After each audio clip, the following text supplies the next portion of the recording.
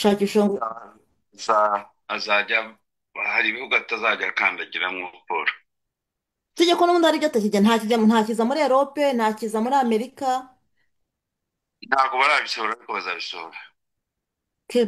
Nanone tujye ku kibazo cya Tanzania rero. Tanzania amatora arabaye huti huti. Umukuru w'igihugu cya Tanzania Samia arahiye vuba vuba, ariko mu kurahira kwe avuga ko hari abantu binjiye igihugu cye.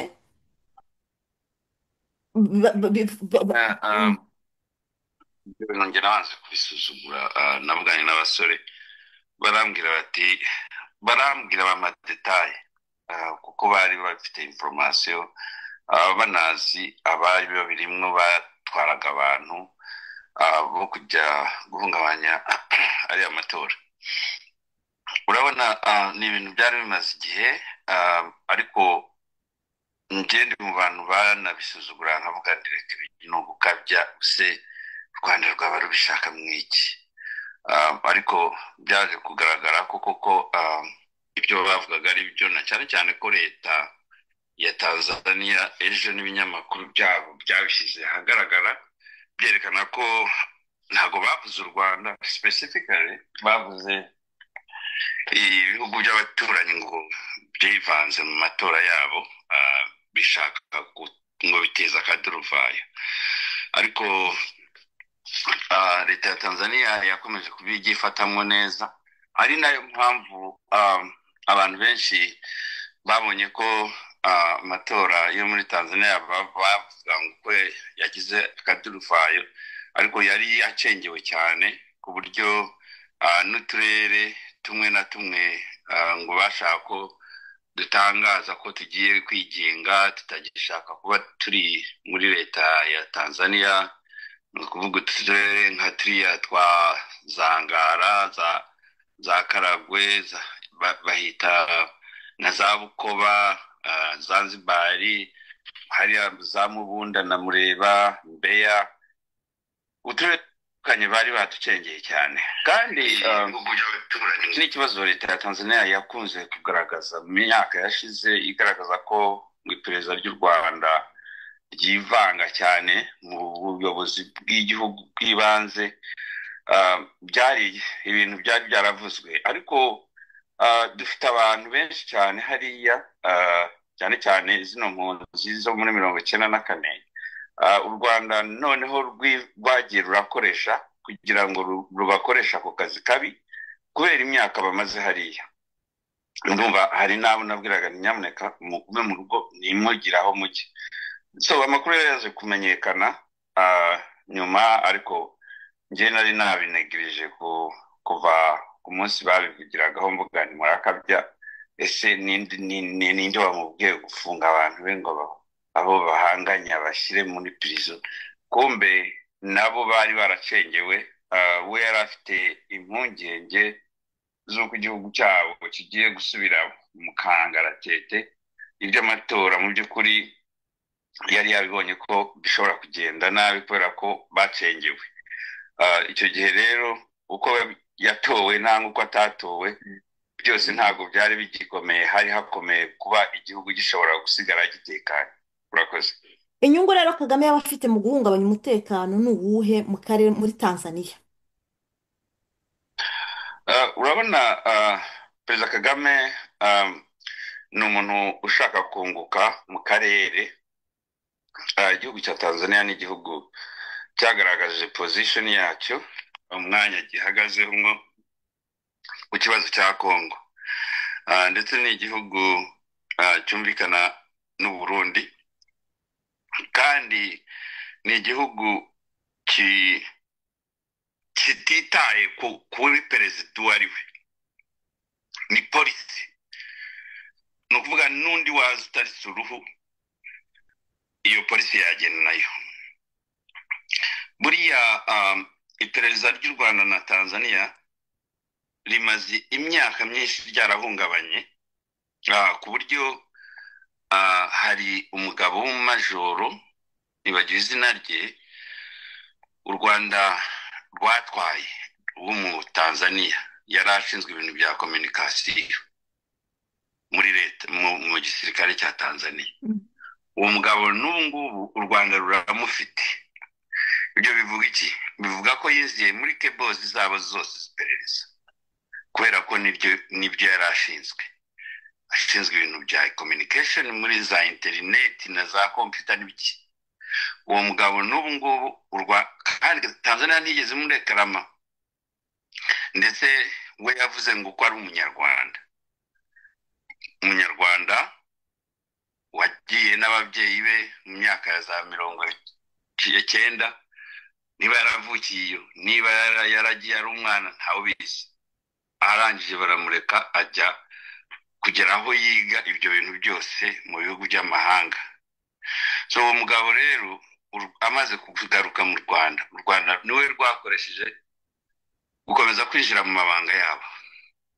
Iperereza ryabo ripfa ubwo. Kubera iki? Kubera ko ingabo za Tanzania ibanga zari zifite byose ryahise rimeneka. Ibyo bizakurikira ni nacyo gihe nanone Perezida Kagame yagiye Uganda, hanyuma bakamwiba ishakoshi irimo na ordinateri n'ibintu byo kwa muganga byose birimo, ari nacyo cyaviriyeho Gasagure biriya bibazo yagize. So hari amabanga yagiye atakagurika. Urumva bari abatwaye umuntu n'abantu nabo batwaye computer na briefcase. Nuvanga igihe bibaga computer Kagame nari kumwe na Gasakure, Kagame yari amaze gutwara umuntu ushinzwe iperereza wa Tanzania. So hari ibintu byinshi biri hariya, kandi byose bifitanye isano na Kongo. So hari ibintu tumenya biba ari bike cyane, hari byinshi tutamenya.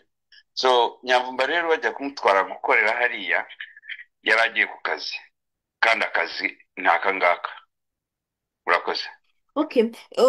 Uragira uti Kagame se target ubwo ni iyihe? Gukontorora akarere, donc ni ukugira ngo adestabilize Kongo abona aho anyura, kuko urana nk'uko bivuze Kisekedi Tanzania iri kuri kote ya Kongo, cyane cyane ko Kagame igeze kubwira umuperezida wa Tanzania ati nzakuritura niduhura nzakumira urutwe, kandi yabwiraga ririya shyaka riyoboye, kuko ntekereza ko perezida wa Tanzania Kagame yabwiraga ko azamuritura ari mwari ririya shyaka.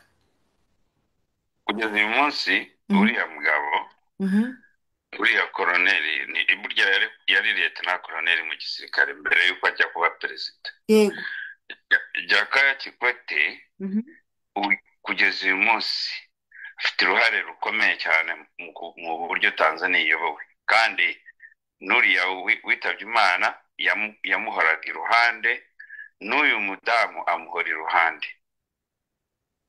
Bivuze ngo afite uruhare rukomeye rwo kureberera Tanzania cyane rwose. Ntuzanarebe mu nama Angola bariyo, mu nama Kinshasa bariyo, aba ari ahantu hose.